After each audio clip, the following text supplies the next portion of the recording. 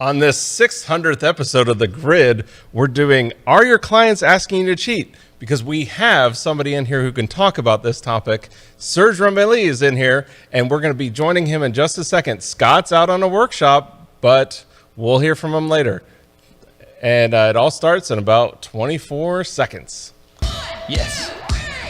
The Grid is brought to you by Platypod, the tripod alternative that is changing the world. Everybody has a Platypod. You should too. Go to platypod.com. All right, and there we are. Well, look at that jib work. Look at that jib work. Bonjour. So, we got Serge here, right? Bonjour, mesdames et messieurs. Thank you, Erik, for having me. Yeah, man. It's always a pleasure to have you in the house. Love your photography. I could say that I've seen your photography grow throughout all the years because, I mean, we really kind of met and started out back in 2010, right? Yeah, I quit my job in 2010, May 2010, for my birthday to become a professional photographer. And a few months after, you and I worked together on a week with Jay Maisel in Paris. Yeah, in Paris, yeah. That was really fun. Yeah, it's been great to see. I mean, that's where I think this topic is going to be very interesting for people because I know you and I have shared, we've had similar evolutions where I know your work in the beginning was went to the surreal and it would kind of push the limits and you kind of do a lot of that stuff. And then you kind of like went back on that a little bit. Yeah, 100%. Went to more natural. And then now you're kind of like, what we're going to talk about today is you might be pushed back. Yeah, I mean, what you did. I used to be a huge fan of Trey Ratcliffe in like 2007, 2008. And when Photomatics came out, I was like full on HDR, bracketing everything, having this really over the top HDR look. But at first it was kind of cool because people had never seen anything like it. And only professional photographers could do real HDR. Now everybody can do HDR with like there's so many apps. So any Instagram filter will give you that HDR look. So it's not exclusive to us anymore. And years ago I felt into something I've been teaching called the natural drama, which the idea of the natural drama is I want to use Lightroom to push my photo. I always tell that story. The first time I met you, actually the first time I met Scott, was for Photoshop World 2010. Yep. And I walked into the Mandalay Bay in Las Vegas. I hadn't been in the US in 25 years, and I saw the Peter Leak gallery, and I had no idea who he was, but I was very impressed, like anybody who's a photographer. Oh like yeah, Peter you Leak go on gallery. that. Yeah. And I was like, his photos are like stunning, really stunning. I'm a big fan of the guy, and I spent hours listening to what people were saying when they were like looking at their photos, and his photos are extremely saturated. He does carry placement. He does a lot of like taking the same photo at different times of the day, then mixing the different skies. Like he has a very famous lavender field shot that he did that way. But nobody was talking about the retouching. Nobody was talking about it was over retouch.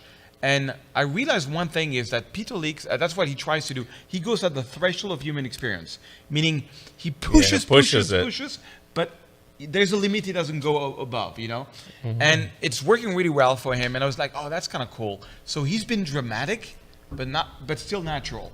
So I got inspired to do that. Yeah. But recently, some events have happened in my life where I've been pushed back to a few years back. Yeah. Well, and that's what I do think, and that's what we're going to get into today is like really how to we're kind of being asked to a little bit cheat how we might think of cheating, but that's not how the world is thinking of it. Exactly. That's right? the topic and I of think today. that as a photographer, we need to realize that the world is not thinking it's cheating. Yeah. Right.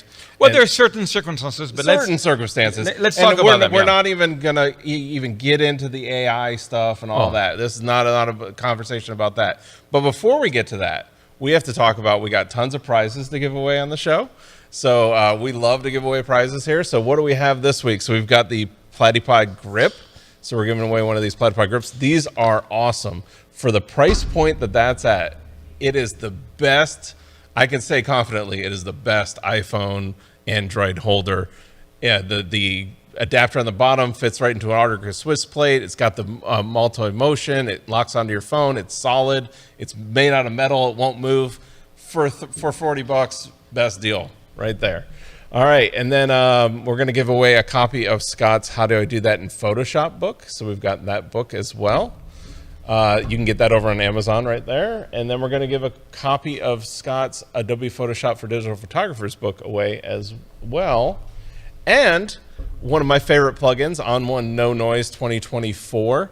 A great plugin for removing noise and adding sharpening to your photo. This is just brings life. I was showing last week in our Lightroom conference that we just had how you can use products like this to really just kind of bring life back to. There was photos that Milky Way photos I took 2007, 2010 that just were really, really noisy. Yeah. And I can bring life right back to them with a plugin like that. So it's not only just for nowadays, but even working on photos from the past. And then we're going to give away a V-Flat from V-Flat World. Now, this is for U.S. shipping only. I use that all the time. Yes, and these are great. Yeah. They fold up. They can fit right in your back seat. You don't have to have a huge production vehicle to take them around. And somebody's going to win that, but everybody can get 10% off by using that code KELBY10 at checkout. That's KELBY10 at checkout. And then Retouch for Me is giving away their iBundle. So this is a plugin. It's a plugin for Photoshop that uses AI to create automatically the mask and the retouching. It's amazing what it does. We did a segment on it a few months back now, if you want to see it. But this is just focused on retouching the eyes, which the eyes are so important to a photo. But that's where this app will do that automatically. It's amazing. Wow. Yeah. And everybody can get 20% off that one by using the code KELBY120 at checkout. The only thing is you have to go to this site. You have to go to promo.retouch4.me to get that discount. And then SlickPick. SlickPick's giving away a complimentary 1-year classic gallery plan. Retail value on that $60. And you can win that as well. That's for new customers only. And I think I use SlickPick. Yeah, you use SlickPick. I love SlickPick. Yep, SlickPick is the best website. Like I'm using it a lot for the job I'm doing now. That's my website. There you go, right there. I'm a big fan. The thing about SlickPick, it's the only company I've seen kind of like Squarespace, but they only do photographer. Yeah, and they have like this really cool option where you can, for example, right now I'm delivering photos to a client. And only when he can have access to low resolution, and when he pays me, I just click a button, boom, he can download the high resolution. I can limit to how many days they can see the photos. It's really cool too. It's got so many features that I use all the time. It's really cool. I really enjoy SlickPick. Awesome. Well, very cool. Well, before we dive into it, we're talking about cheating a little bit. Yeah. And this weekend, I shot another air show, right? I went over to the Orlando air show. We are, for anybody that's into air shows, next week we're going to talk all about Sun and Fun, Scott and I. We're actually going to have some special guests coming in next week to talk about it as well. So if you're into air shows, you're into aviation, you're into any of that style of photography, definitely join us next week. But until next week, let me show you something. So I was over at the Orlando air show, and let me just show you some shots here. So this is shots from the show. So this is one of the the parachute performers coming in, going over the F-22. They had a Cybertruck there that was racing planes. So I'm panning with the plane, moving along with it. Then I've got the layers there of the 3 planes. They had a KC-135, and you can notice I've got a different angle, right? My background is not blue sky. And that's one of the reasons why I went when I did. Because I was able to get actually an elevated position. Yeah. That's cool. That's rare. This was, if you look at the sky. What a beautiful plane. I probably would have, if I came to this show, done a bunch of sky replacements. But being elevated, I was able to fill my background with something interesting, right? And there's another one with it. This is a P-51 racing a Cybertruck. I got some slow shutters with the Coast Guard. That's I'm down at 1/10 of a second there. Yeah. Panning with them. Love the blur, the motion blur. Yeah, you're getting that motion blur. You're actually seeing, that's the whole thing is if you just freeze that. Yeah. So I'm panning with it and moving with it. That's a really good one, this one. Oh, thank you. Thank you. So there, and that one's screaming by, as I'm panning right in front of me. I was using for this shoot, I was using the R6 with the new 200 to 800 RF lens. It's only $1,800. Really? Yes, $1,800. So all this stuff for an 800 millimeter. That's there's crazy. The F-22 meeting up with the P-51 off into the distance. So, anyways, just wanted to share that's kind of what I was doing. But so I ended up getting a lot of keepers out of this show. My panning was like next level, right?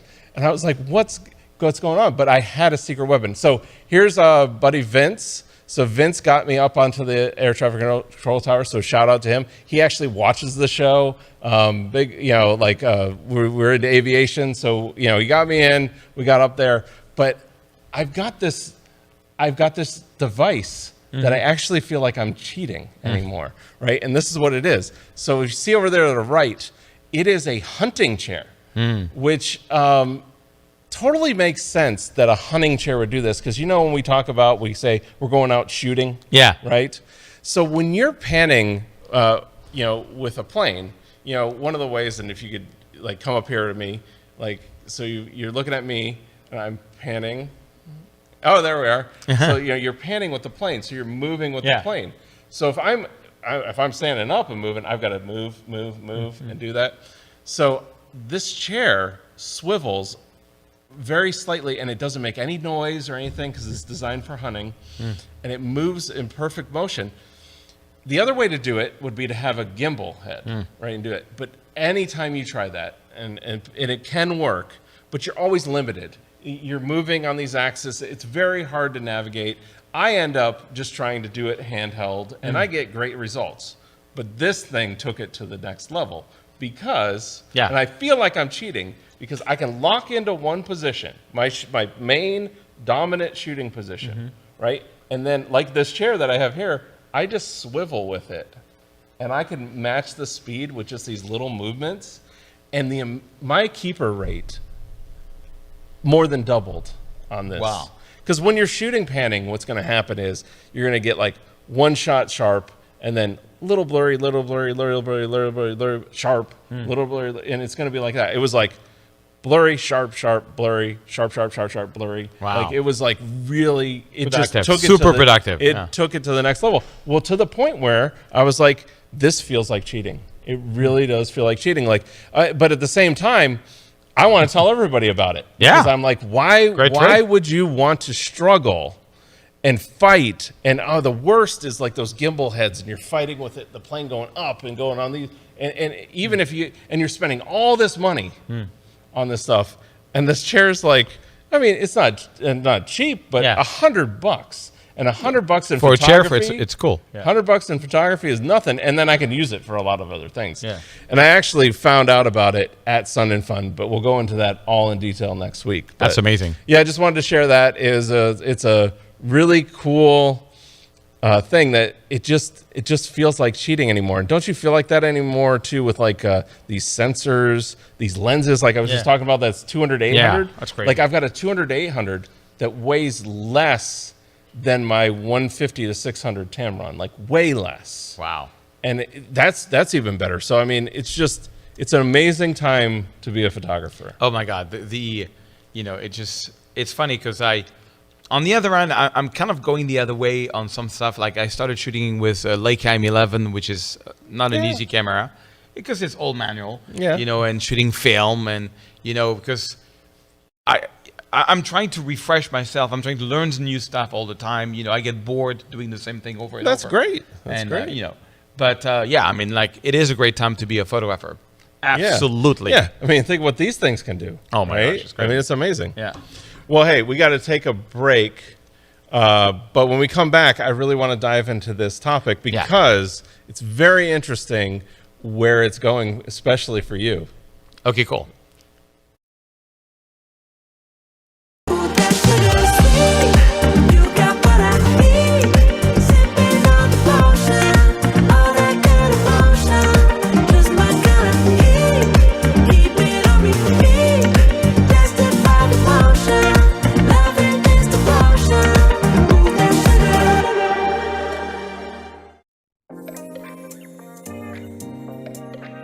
Okay, landscape photographers, wildlife photographers, all you guys, travel photographers.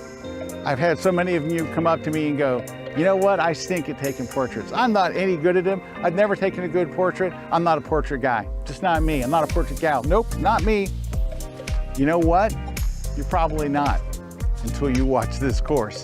I'm gonna set you up for success. We're gonna stack the deck, and all of a sudden, the clouds are gonna part. You're gonna take your first portrait following everything I say in this class.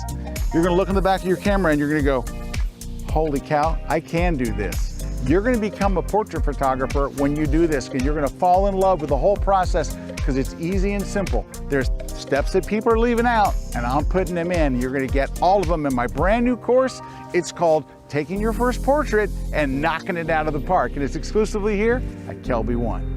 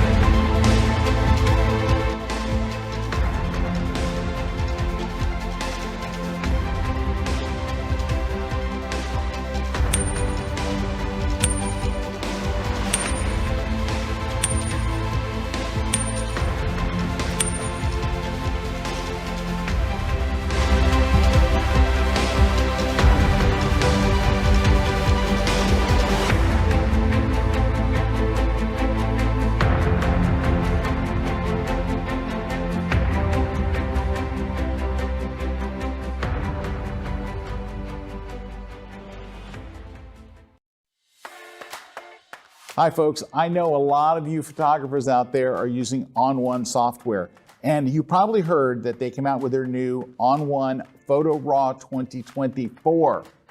I just did a class on it, and there's some mind-blowing stuff in there. You have a RAW processor, and it's a good RAW processor, but it's also got all of the On1 filters. It's got effects, it's got portrait AI, it's got sky replacement, best sky replacement anywhere, by the way.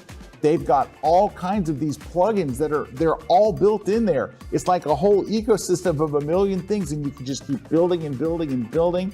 It's pretty mind-blowing. There's a lot to it, but I'm gonna take you through all of it. We're gonna start from scratch. We're gonna do a live shoot in the studio. We're gonna bring the images in. We're gonna edit them. We're doing landscape shots. We're doing travel shots. We're doing it all, and you're gonna see the whole thing from start to finish. Come check out my brand new class on On1's Photo Raw 2024. It's only one place. It's exclusively at kelby1.com.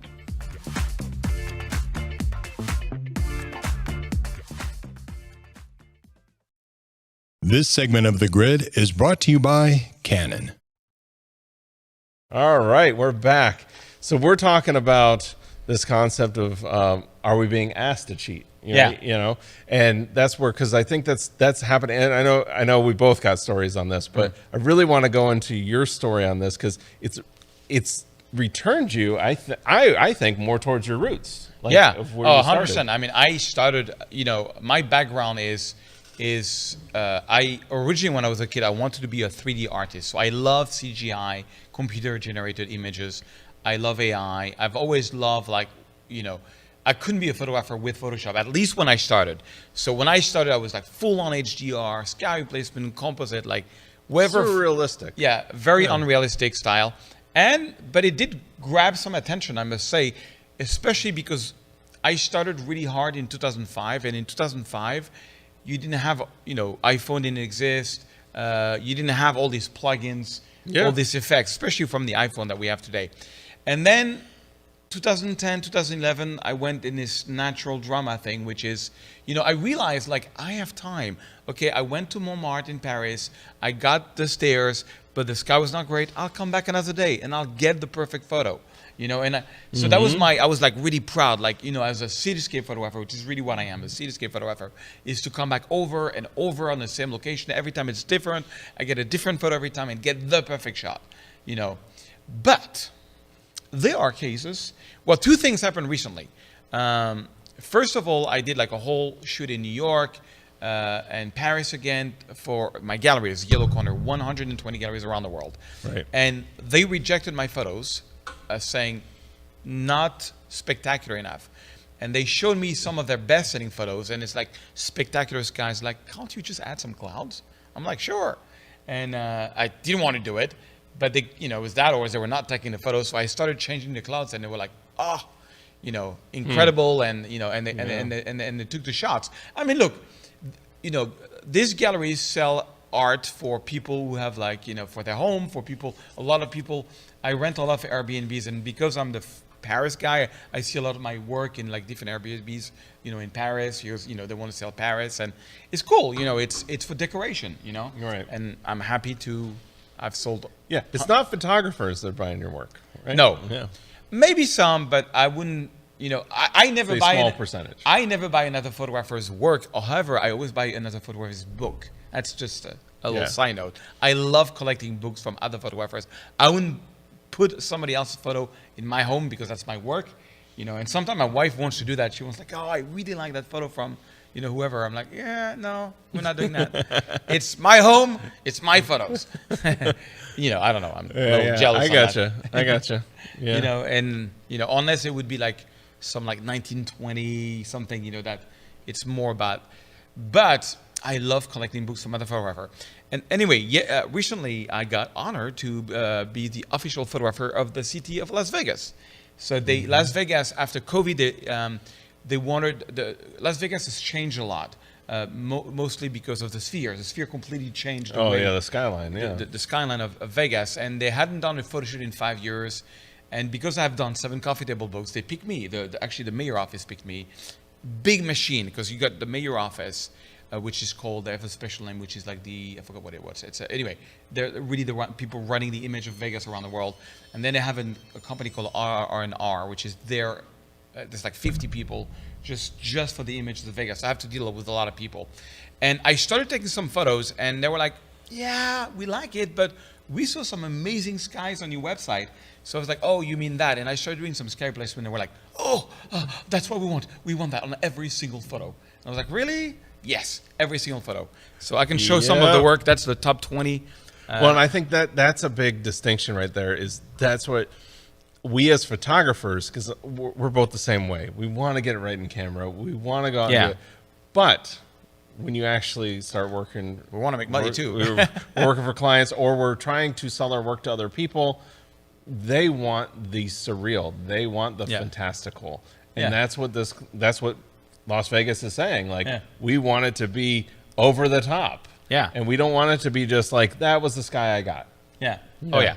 Yeah, I mean, these photos are going to be used. So this is some of the work.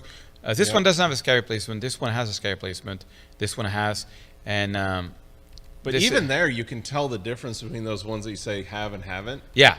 Yeah, this one doesn't. This one has. Yeah, but, you know, they really like it, you know. And they do. And that, you know, look at that's this. the client, right? Like, let me show you the original on this one. You know, if you go to the library, that's the original sky. Yeah. And they were like, no, we want something nicer. Yeah. So, you know, also a lot of dodge and burn. They wanted me to make the buildings come out a bit more and, you know, things like this. And, but, you know, at the end of the day, I want to get paid and I want them to be happy. So this is like the Welcome Las Vegas shot. Yep. Oh my gosh. Let me show you the original. Like, they wanted me to, so first I had to HDR it because it was like, you know, they wanted me to take the Harley Davidson thing out and, you know, and I had to do so many things to get that photo right. And, you know, but it's again, it's going to be used in brochure. It's going to be used this. So I got to shoot. I had a full license to shoot with drones, full license to shoot with helicopter. So this is a drone shot. This is a drone shot. This is from the Cosmopolitan. Very cool. And yeah, so yeah, because of that sphere, we had to redo everything. Yeah, but like that shot without that sky. Yeah. Because you didn't get that sky. I did not get that sky. Although that would be an amazing sky. Yeah, although I think the original sky was pretty cool, but we're like, nah, we want better than that. I think like this is one sky I tried. That's the original sky. It was not that bad. But see, that's the sky we usually get. Yeah. That, I mean, especially in the desert in Vegas. Yeah. That's the sky you usually get. Yeah, and so, you know, and but I've always had an ethical problem with it. And I remember very early on in my career, I met this guy, Jean-Michel Bertz. He's a very famous black and white art. He sells like his photos for 20 grand. He was in like on Fifth Avenue, like really very powerful photographer. And he made this book with Asulin, which is a big publisher in Japan. He made a book on Tokyo. And he was like, you know, I have to tell you a secret. On Tokyo, I had no choice. It was a black and white book, but I had to do, it was a white, he was there only for 2 weeks shooting the book. He didn't have the money for 1 day more, 1 day less. And he was shooting film. And he had to do sky replacement on like half of the photo or 20%. I forgot, quite a number, you know? Yeah. And because the book didn't look good, you know? And so, and also I have a lot of people I coach, you know, they're like, oh, I'm only going to be in Paris for 4 days, you know, and they have this amazing photo of the Eiffel Tower, but the sky was boring. And like, oh, I want to change the sky and print it in my living room, you know. It's going to be there for 20 years and, you know, it's a shame not to have the best sky possible. And I get it, you know, but I still, you know, personally for my own work, you know, try to not do that, but you know, they're pushing me back, the galleries and the customer, into this, you know, like even that, like some of the photos of Vegas, I had to go to Luminar and do like a bit of an HDR look with it, you know, because Luminar is like this, like, you know, super contra things, you know, just to make the colors, like they wanted the over the top, which I was fighting against. But at the end of the day, it was the biggest contract I ever had, and I had to fulfill the contract. But do you feel like more people want the over the top or they want the natural? Like, and I'm not talking photographers, I'm talking people. I think people want over the top. I think people want spectacular. But I spoke to the CEO of the guy that owns 120 galleries. He says people want to buy photos that they think they can't pull off. That's good advice right there. So for a lot of photographers, you know, that's one thing to like, it has to be like, oh, there's no way in heck I'm going to be able to get that photo. And that's the main thing he's looking at. Right now, even Yellow Corner, they're doing AI stuff with Midjourney. He's asked me to give him my 5 best photo and run them through Midjourney and sell them as a special collection. I'm like, really? I haven't done it yet, but you're thinking about it. Yeah, look, you know, I got it's not really what I do. Yeah. But you know, on the other hand, it's a lot of exposure for me. So, you know, I still love the sport. I still, especially in places like New York, Paris, Venice, where I'm going to Rome on Saturday. I'm doing a big workshop there. You know, I've shot Rome many times. I want to get that Coliseum shot at 6 in the morning. I'm just hoping the sky is going to be amazing. You know, I don't want to replace it. You know. But I have the luxury of being able to go back to Rome often until I get the shot. If you don't, I totally understand the sky replacement. You know, look, this is art. We're not journalists. We're just trying to create an emotional impact with people. That's all we're trying to do. And I think that's the line there, right? Yeah. That we're talking about is I think a lot of times as photographers, we kind of try to wear the hat of a photojournalist because it does feel, I will say that, I mean, I know we both agree. I feel better when I do that, right? I feel 100%. better when it's like, that was the photo, that was what was in front of me. 100%. Like all the Airshow photos I showed, that is 100% there. There's going to be sky replacements happen to some of those photos. Yeah. Definitely. But that's what was there. So that's photojournalism. That's straight what, you know, this, you know, if I'm documenting it for somebody, yes. What's interesting, though, is I've even found in photojournalism that there is a push not to fake things, but to push into the fantastical, to push into the surreal. Like that editors are picking photos that are pushing the limits, ultra sharp, ultra contrasty, more color to it, more, because you know what? Those are the shots that are engaging with people. Yeah. Like they've got to engage with the reader. They've got to engage. They've got seconds to engage on scrolling or all that stuff. They need something that is impactful. Yeah. And if it's not impactful, if it's just kind of like basic blah, no contrast, no pop to it, like they're like, so, because it's an interesting thing, because I'll do that a lot of times. We're all, you know, you've got to submit different photos. You submit different photos, and a lot of times you don't get to choose what they run with, right? So you're submitting to Vegas. They might pick the photo that you're like, oh, that was the weakest one I thought, but that's the one they go with, right? Yeah, but for example, I have a coaching program, and on one of the final step of the coaching program is a perfect landscape and cityscape, and it says on the rule you're not allowed to do sky replacement. Yeah. So I put it there as a rule because I want to force people to get the habit of going back over and over on the same location No, that's very true. getting the shot. Yeah. And so But I'm also the king of sky replacement. I live here in Clearwater. That's what I was going to say. We know. live in the place where we get skies fed to us all the time. Yeah. Like we have sky replacement libraries. I know both of us do. Yeah, You walk out in our backyards. Now, landscape photography, we don't have a lot of epic landscapes, but we do get the epic skies. Oh, that's for sure. Yeah. In fact, I have a collection called the Florida Skies, was one of my best selling things, because people.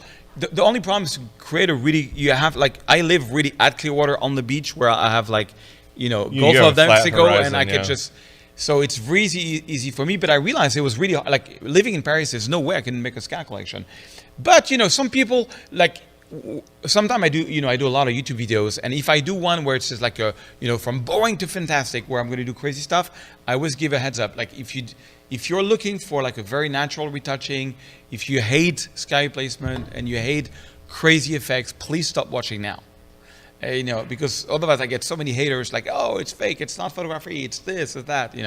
I've been fighting with that. Because people love it too. Like look, I think it's a tool you must have. Like you have an ND filter that's gonna distort reality. Yep. You have a 1.4 lens that's gonna distort reality. You have all this equipment distort reality. Well, sky replacement distorts reality also. At the end of the day, we are creating art. And that's maybe where we'll take a break and we'll come back and kind of dissect that more, because I was even thinking in my case, like some of those shots that I was showing, I had an ND filter on, and to your point, I'm kind of distorting the reality of what's there, but I'm doing it intentionally. Are we doing the same thing with sky replacements? It's a great question. We'll find out soon.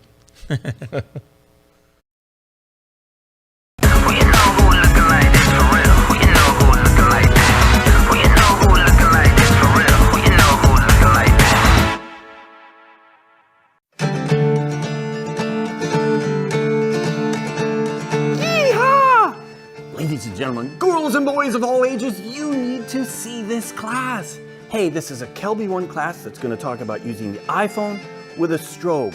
I'm going to go to some amazing places in Nelson, Nevada.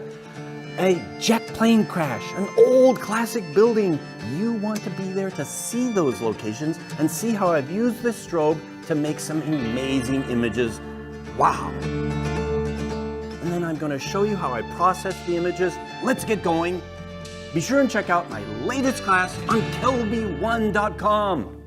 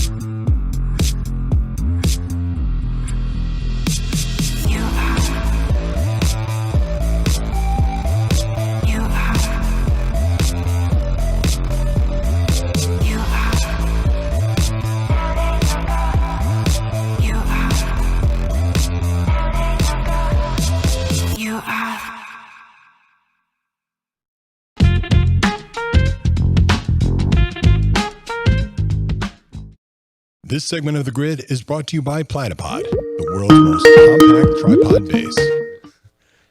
All right, we're back. We were hoping to get Scott in, but we had him for a second, but we were hoping to get kind of cut out. So we'll see what happens. Yeah, he's in Budapest. He's in Budapest, but we'll see. But back to the topic while we're waiting for Scott. Yeah. So we're talking about that again, that blurring those lines, right? And what is blurring the lines? Because to your point, I I'll do that a lot. We both put an ND filter on, Yes. using a fisheye lens, using a wide angle lens. Anything distorts reality. 100%. So because then it goes to that again, photography versus photojournalism. Like, where do you see the line? I'll push it further. I've been shooting a lot of film recently. I shot like maybe, I want to say 100 rolls. So quite a bit. All right. Kodak Gold 200, Portrait 400, Portrait 160, completely ultra colors. Like it's the way the colors are rendered by these films is totally different. And like some is very magenta, some is very blue. It's not reality. It has never been reality. It's, Right. Maybe Velvia 50, Velvia 100 is kind of a good. Oh, here's Scott. Oh wait, I think we're here, Scott. I think Maybe. Mr. Skelby is on. Hello. Oh, Hello. we see you, Scott. We see you. We see him, but I don't think he hears us. Yeah. I don't think he hears us. Oh. Yeah. Meanwhile, I think we climbed up that tower. That crane. Try to call again. Okay. Well, we saw him. He's over there. They're out Yeah. shooting. Yeah. They And are that's- shooting. It was my good friend And Nemo. you could see that's what the skies that I expected him to have today. The overcast skies. We Yeah. were talking about the weather earlier this week, and but on the other hand, we could have sky replacements to kind of save those shots. Exactly. But yeah, so like, where's the line? Where's the line? I think the line is, if you're an artist, you're an artist. You're here to create art. You're here to create an emotion on people. Then your voice as an artist could be, a lot of retouching or zero retouching. It's your choice. It's the way you communicate as an artist. On the other hand, if you're a journalist, it's a whole different ballgame, because you're supposed to communicate the truth, and so that's, I know, but that's even so hard. Again, I do a lot of photojournalism, but like for example, a telephoto lens, putting people in certain successions. I can make a shot on the beach look like it's packed, right. and there's like 30 people, because I could just line it up, Right. press them down. Now, again, is that me distorting the truth? Yeah, there was a very famous photo that was taken on the Champs-Élysées in Paris where somebody literally put on a little fire and with a wide-angle lens got really close to it to give the illusion that the Champs-Élysées was on fire. Right. And the headline was, Paris is on fire. And it was completely fake. And you see a behind-the-scene guy snapshot it. It's like... But it was a real photo. It was a real photo, but it was tricked, It was tricked, and that's where I'm saying is like there's the blur even there. Yeah, but then it depends what your intention is. I mean, if you want to, the problem with some press is that they, like for example, I see that a lot in Paris where I was doing a workshop in Paris and there was some not riots, but like how to say, demonstration in Paris. Yeah. And I was there and I was looking for them and I couldn't find them. And people were canceling, saying, "Oh my God, Paris on fire!" And they were sending me these photos. It looked like World War III was happening in Paris. And I'm like, "Where? I'm here right now. I'm here. I'm in Paris. I don't see it." And I did eventually see one thing, but nothing happened that day. So there's another problem, which is like a more deeper problem, which is the news. Their whole thing is to shock people. I remember Kelly Brad told me 10 years ago. Scott Kelby's wife, she said, "I stopped watching the news for 2 weeks and I felt a lot better." And the news is there. The news is there to shock you, so that you can buy the soap between the breaking news stuff. And they have this idea that the more they will shock you, and so it doesn't always represent reality. You could have an event like we just have a buddy who lives in Dubai. There was a lot of water in Dubai last week. Yeah. And I saw some photos. You felt like Dubai was calming down, Oh yeah, I saw some that were really bad. But he was like, "Yeah, it was not that bad where I was." It was like, and look, maybe it was bad. I don't know. But what I do know, at least when it comes to Paris, I used to work in the hotel business, and it used to drive the hotel managers crazy because something would happen, the press would take it out of proportion with false photos, and like 1 million people would cancel their travels. And I guess that's what I'm saying here is like there's also the thing of you can you could distort reality and blur it in camera yeah. and really make something look like it's not. And that makes sky replacement look almost like nothing. Yeah, right? I mean, look so at- that's where this photojournalism photography thing, even I start getting kind of blurry there, because I'm like, well, yeah, but there's a lot of photojournalism that I see that is doing worse than sky replacement. Yeah. And there's a lot of photojournalism I see that sometimes does worse than AI. Yeah. Like as far as not just distorting the truth or distorting reality. Absolutely. So that's where it's just interesting. I know it's always been a debate, but I like your answer, and that's why I agree with it. Of it's really up to you as the artist, or you as the I'm not going to be an artist. I'm going to be a journalist. You know. Yeah, and my voice as an artist, I've been doing this professionally for 14 years, and plus 5 years learning the craft. 5-6 years, so almost 20 years, and my voice has been changing over time. Like the way I express myself is different, you know. And I know I like putting on both hats. That's what I like. I like sometimes telling the story, but at the same time, I like sometimes capturing those images, the truthful to reality, and then taking them and making something fantastical out of it. Yeah, I really love both of that. And so somebody's asking, Sharon's asking, loves your cover on your laptop. How did you do that for the cover on your laptop? It's called Decal Girl. Decal, like a decal, D-E-C-A-L, girl. And $20, and they, you know, it's a very high quality sticker, and you can put it, and I love it. Yeah. So you just upload your photo to them. Yeah, and I added my logo. And, you know, when I'm in the airport, the other day I was going through and the airport, and there was somebody at the TSA. It was like, oh my God, he's Serge Ramelli here, and he found me. I'm watching your course on Kelby One, and you know, he was at the TSA, and he found, like, when I'm in an airport and I pull that up and I'm working, people come to me. Oh, you're a photographer. It's a great way to break communication with people. That is yeah, very true, very true. And that's what Jackie's saying. After watching Serge's Art of the Black and White photography class, I was able to go back to some photos I had taken in Paris a few years ago before and give them some new life. Well, thank you, Jackie. Merci beaucoup, Jackie. Yeah, and that's what it's about, really.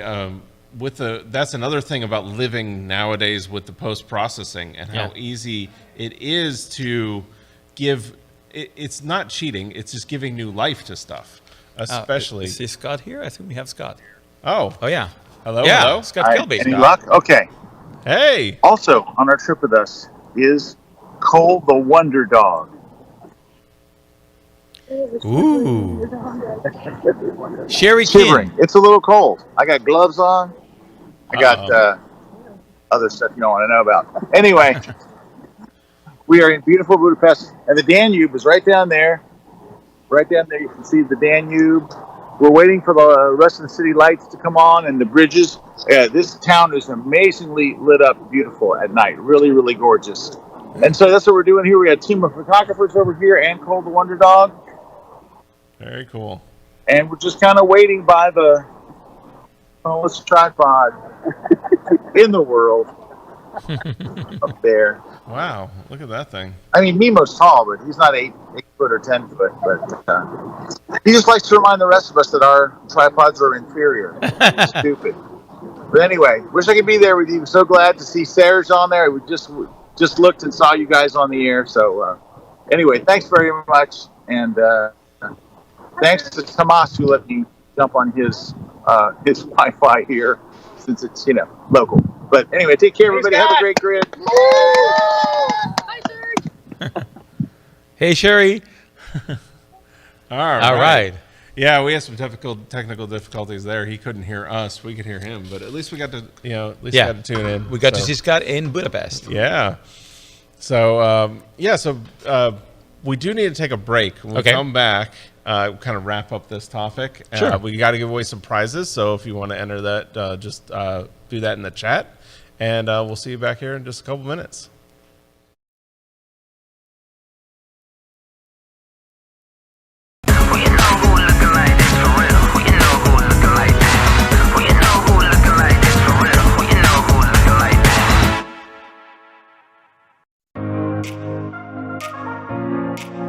Everyone, I'm pro nature photographer Ian Plant, and I bet when you make wildlife photos, you're really excited. You're working with these beautiful subjects. But I have to ask you this. Do you sometimes get back home and look at your photos and you're just really disappointed? Even though you were photographing a beautiful subject, your resulting photographs just aren't capturing the true essence of your wildlife subject? Well, that happens to me all the time. The reason why it does is because you get too excited about the wildlife subject. What you need to do is take a step back and think about ways you can get creative with light, with composition, with your camera settings, and other techniques to take your wildlife photos to the next level. So check out my class. It will change the way you think about wildlife photography, and it will force you to start getting more creative about your visual design and the creative use of exposure and light. And that will allow you to make compelling artistic wildlife photos that get noticed.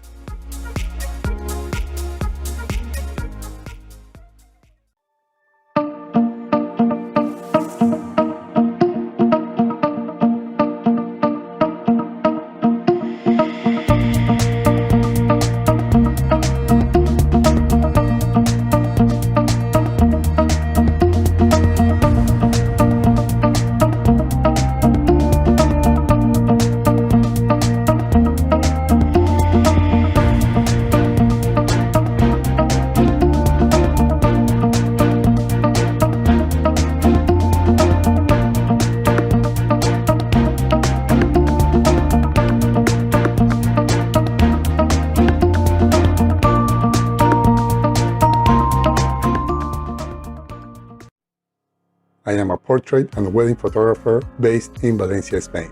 I do mainly commercial and editorial photography, and I retouch up to 100 photos a month.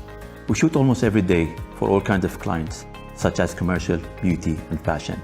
And we retouch our work more often, like every other day. I used to spend over 1 hour for one photo. If we want professional results, we must remove skin blemishes, do micro dodge and burn, highlight eyes, whiten teeth, and even reduce wrinkles in clothes. And this can easily take me up to 2 hours of work for each photo. So when I saw that there's a plugin for Photoshop that helps you retouch quicker, I was eager to get my hands on it. I read many feedbacks about it, and I found a lot of positive reviews, which made me to consider buying my first plugin. One of the challenges we have at the end of a session or wedding is to achieve an edition in our photograph that looks natural. This is where retouch for me has become a game changer. I love the feature that you can pick how much effect it has on your photo, and you can adjust it accordingly to your style. I saved a lot of time and always end up having amazing result with my work. I am extremely happy with the quality. Now, I am more efficient and have more time to spare with my family. This segment of The Grid is brought to you by B&H Photo, the professional source since 1973. All right, we're back, and we're wrapping up this topic. I know it's one that is a little bit controversial for some people, but I do think that, I guess the sum up here is it seems like a lot of clients, it seems like a lot of people, a lot of editors are pushing us as photographers to push our art even farther. I saw Lishul Walsh, she is a good friend of mine. She did a course for you guys here on Fine Art America, and she does a lot of sky replacement. And then I have Greg Alexander, who also did a course on Kelby One, who sells on Etsy. And him and his students, so his students have sold like $750,000 of photography last month on Etsy. And like 80% of it is sky replacement. Yeah. And so, it's almost like, would you say if you're a landscape and you're a cityscape photographer and you're not doing sky replacements, you're missing out. You're kind of just handcuffing yourself. It's a tool. It's just a tool you have. You have different tools. The ND filter is a tool. Sky replacement is a tool. Now, I'll give you one trick about sky replacement. Very important, because big mistake people do. If you do sky replacement, please, by all means, take the sky. So, like, let's say you shot a photo at the golden hour. Take a golden hour sky, shot at around the same time, just much better. Don't take a daylight photo and add a sunset to it, which I see a lot of people do. That's a little technicality. Oh, absolutely. But sky replacement, like anything, if it's well done, it's well done. It has to be well done.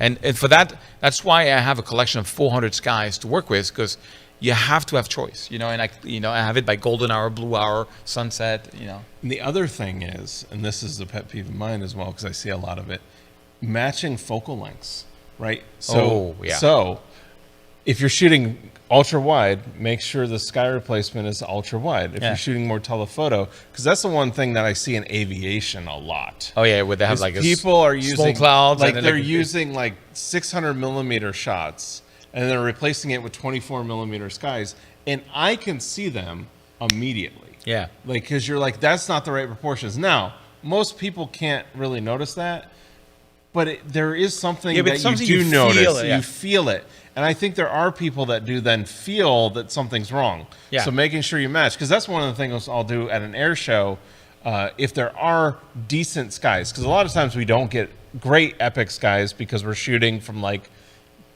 noon to 3, noon to 4, afternoon light.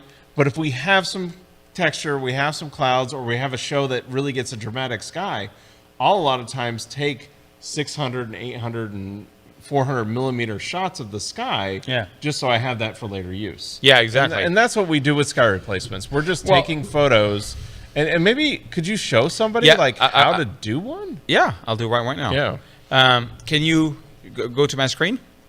So first of all, I want to show something. Okay, there we go. So that's the original photo, and you see how the sun is rising right there? Yes. Okay, so that's one of the sky. I took another sky where the sun was rising right there. Yeah, and so this it guy matches. It has to match. It's just a better sky. So, and on this one I've been using Luminar and Photoshop, but Photoshop won like big time. I actually use. I love Luminar, but on some of these guys I lose Luminar, and the masking was not perfect. And as a result of that, I had to redo them all in Photoshop. Photoshop sky replacement is pretty good. Unbelievable. It's very good. Unbelievable.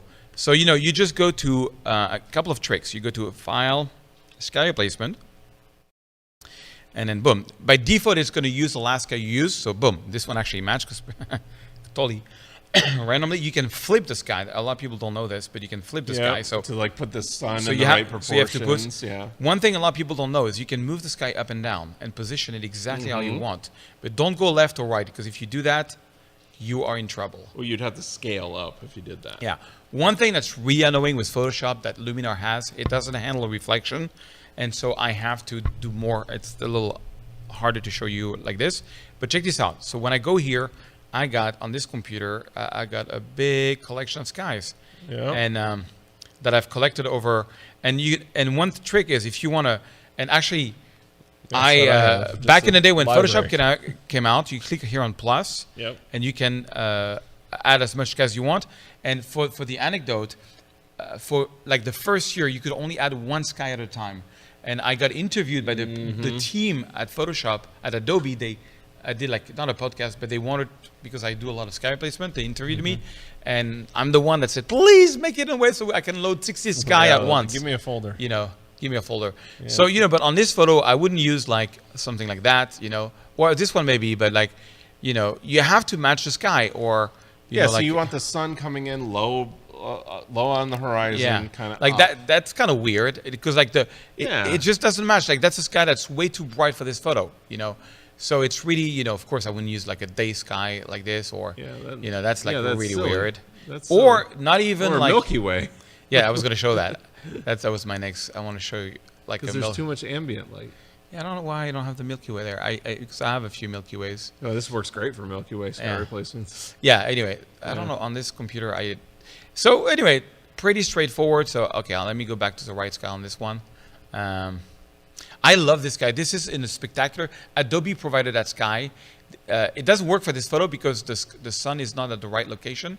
See, the sun is in the middle, and my sun was here, so I wouldn't do that.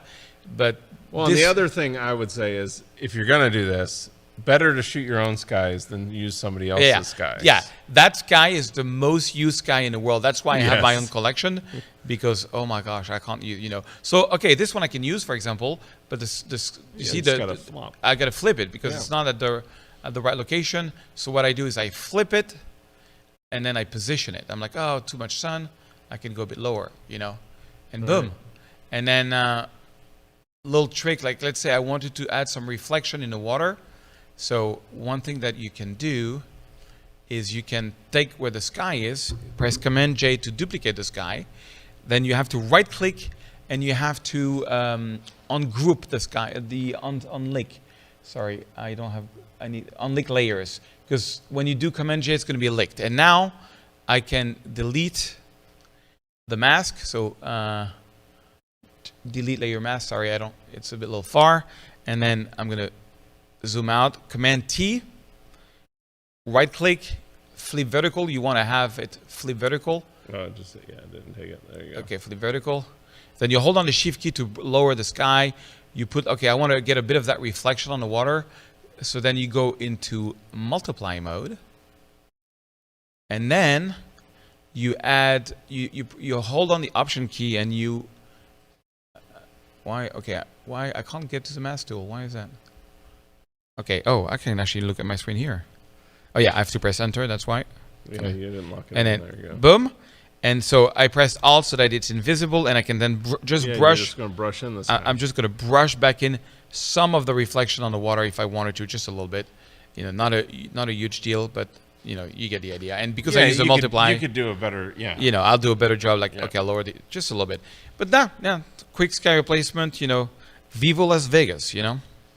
Right, and Vivo. that's how easy it really is nowadays. It's not something. Now, back in the day, that used to be a process. How long would that take you? Oh yeah. I mean, it's so easy. It's so easy. It's so easy now. It's really easy. Yeah, and there's great tools. Photoshop's is great. On1's has a really nice sky swap. You might want to check that one out. That one's really nice as well. And Luminar, you know. Yeah, nice. Luminar is good. Yeah. There's a bunch of options out there.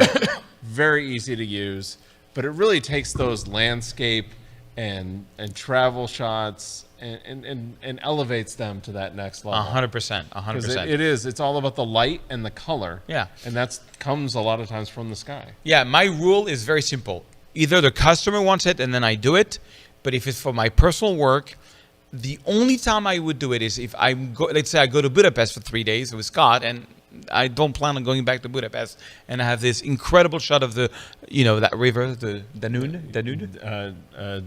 Yes, the Danube. Yes, and like I want to have that shot, and like, okay, I'm gonna maybe add a bit of sky there, but if I have the opportunity to go back, then I won't even publish the photo. I'll go back and get it right. But that's my game. That's my game. That's my role, we all have and that's where we have to decide, like you were saying earlier, we have to decide as the artist, where's that line? Exactly. Right? But when your client's asking you for it, that's a hard line. It's a hard line to hold. And I was fine on it. I was totally fine. Like, look, at this point, I really wanted Vegas to be happy. This was the first time I was shooting for such a high authority. When I did my books on New York, I never worked with the city of New York. This is like the official Vegas photo. So I know it is funny because we've been to Vegas a bunch of times, and the thing is, the skies, why they look epic and awesome, they don't look like Vegas skies. Yeah. It's true. But again... Yeah, but if you're in Paris and you see a brochure and you see that sky, you're like, oh, I'm going. Yeah, exactly. Viva Las Vegas. Exactly. So that's what it is.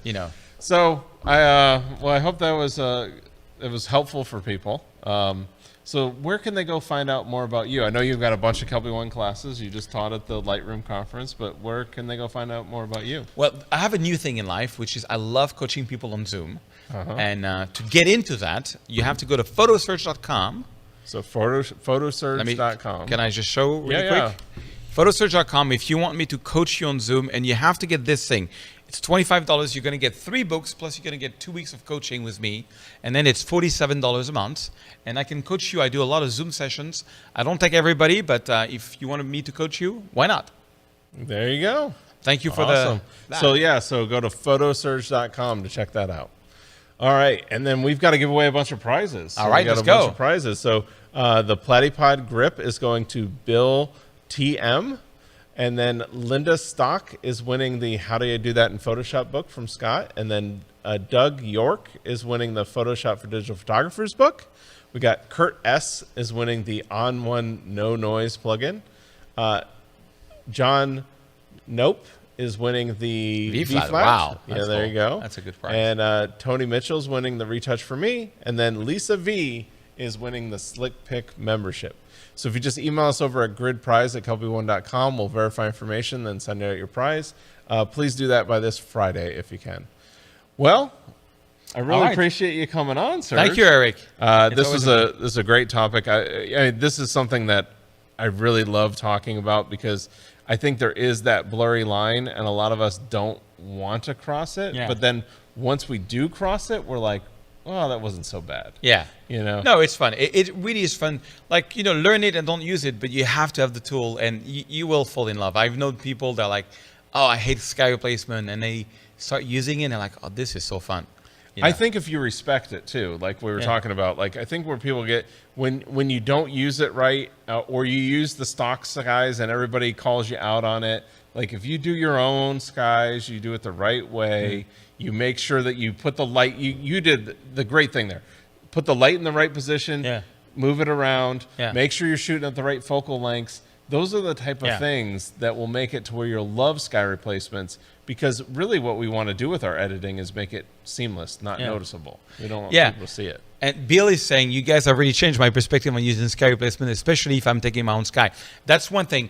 Yes. The level of proudness gets bigger if it's your own sky. Yes. Like, make your own collection, because you're like, yeah, but it's a Paris sky on the Eiffel Tower. Okay, I shot it the next morning, but it's a Paris sky.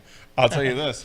Come to Florida in August, September, maybe November. Yeah, oh, it's crazy. And spend 2 weeks here, and you'll have sky replacements for the next 2 years. When I did my original pack in one night at Clearwater Beach, I would get 10 skies, completely unique. I would start before the golden hour. Yeah, and you just through walk the golden it. hour, through the sunset, through the blue hour, left, right, and back and east. And always at 24 millimeter, always nothing in the shot. Boom. We're going to have Florida sky replacement workshops coming up here. That's there right. you go. Yeah, you should. It's a good idea. Florida sky replacement workshops coming to the Kelby Studios. All right. Well, thank you for having me, Erik. It's always a pleasure. I appreciate you coming in. And next week, like I was saying, we're going to have some special guests. We're going to be talking all about it was the 50th Sun and Fun Air Show this year. So Scott and I both got out to that. So we're going to talk all about that next week. So if you're into it, come join us next week. Yeah, and a little shout out to Kelby One. I've been a Kelby One member for, I think, 13 years now. And I have learned so much. My original training was from Kelby One. So Kelby One is like anybody, even people who I coach to, I think you got to be a Kelby One member. Yeah, so check it out. You can go over to kelby1.com. Check that out. You just you can start $20 a month. There you go. And then check out that fast track. The best $20 you will ever spend in your life. There you go. All right, we'll see you guys next week here on The Grid.